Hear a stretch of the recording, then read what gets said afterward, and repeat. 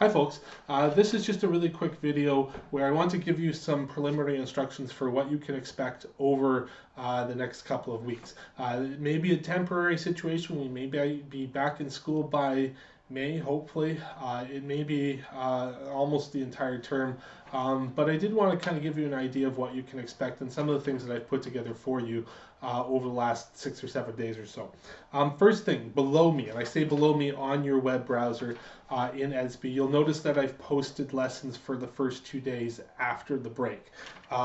These lessons will be for Monday and for Tuesday. I won't really say a lot about them because there's a video that's actually the first posting there that will go over the instructions in a little bit more detail.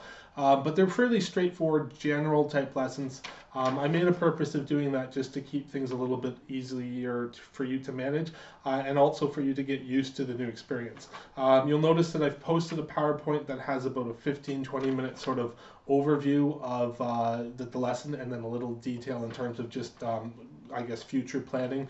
Let me know if that works for you. I'll try as best I can to speed things up a little bit. I know sometimes I'm long-winded, but I think having that oral conversation will be a helpful tool. And certainly for the first day, I want to make sure, even though it's not really a major lesson, a lot of the work is actually going to be stuff that you're doing underneath. In terms of the postings underneath that video, I did want to make sure that there was at least that there so you can see where we're going and also just how that will work, because for some of the larger lessons I will use that medium a little bit more thoroughly. There's a couple of other sorts of lesson notes and things there. A couple of points that I will make is that this is probably going to be the format for at least the next 4 days, so 3 days this week and then 1 or 2 days in the first week of April. At that particular point, we'll take a pause and you'll get about a week or so to work on your first assessment that you'll be handing in to me, likely in an online fashion, which is the second part of your ISP. I'll talk more about the ISPs in detail next week when I start to actually sign those official periods. But we all did interviews together before March break. Everybody got one of those done. I gave every one of you feedback. And so if you want to get started on those in terms of doing your more full outline for your essay, and if you're planning on doing a presentation, you can probably do it in video form still, but you may have to modify it a little bit.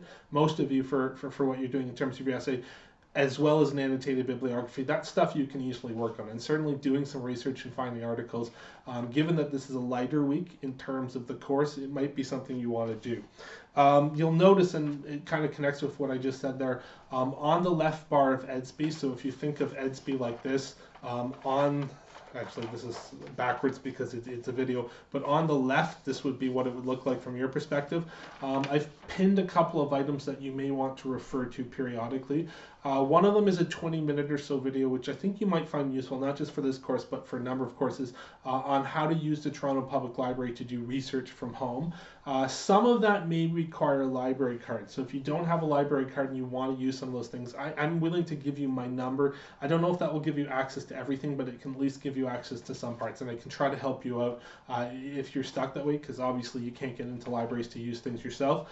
If you do happen to have a library card, then you may have to set up a couple of accounts with different services for the documentaries or for JSTOR or some of the things that you have to access externally through their site.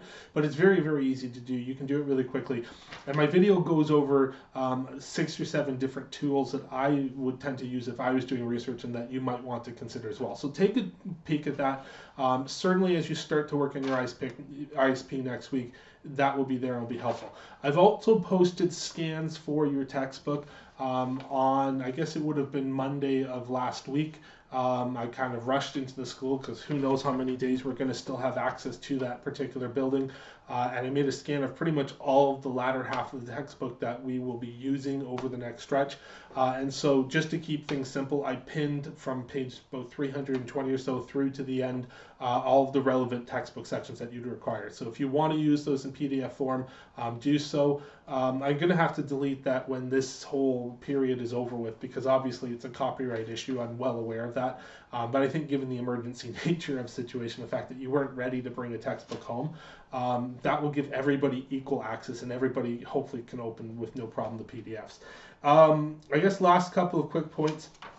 I made a Skype account, which if you want to ask questions, you can use that and I'll give you information that way. The account is just Jesse, jesse.scott@crestwood.on.ca. It's not a personal account. It's 100% devoted to work for the foreseeable future. I know sometimes people find email challenging or confusing. It's hard sometimes to get an exact answer, and it's a waste of time if it's something that requires conversation. It's long-winded. So if you want a quick response to a question you might have, or if you need a little bit of help, feel free to contact me. You can either just add me and give me a buzz if I'm online there, or technically speaking, I'm going to have office hours where I'll guarantee that I'm there almost every day from 1 to 4. So set an appointment, just sort of contact me randomly if I'm online. I don't mind. What else am I going to be doing? I'm stuck in my house all day long, and I'd be happy to help you as much as I can. I think other than that, that should get you started. So take a look at the lesson underneath, get a head start. The biggest thing that I would suggest, and I suggested it to you the first video, work please. You owe it to yourself to do that. Get yourself into the good habit of being an independent learner and managing your learning, because if you can do that well, you're actually doing one of the things you're going to need to do next year when you're at university, and you'll actually have a little bit more experience of that than maybe some people have in the past. It's actually a good experience getting used to sort of being a self-directed learner, even though the general circumstances for what we're dealing with right now are not ideal. So hopefully that makes things clear. Good luck. And I hope to speak to you again, hopefully in the next couple of days. Okay, take care.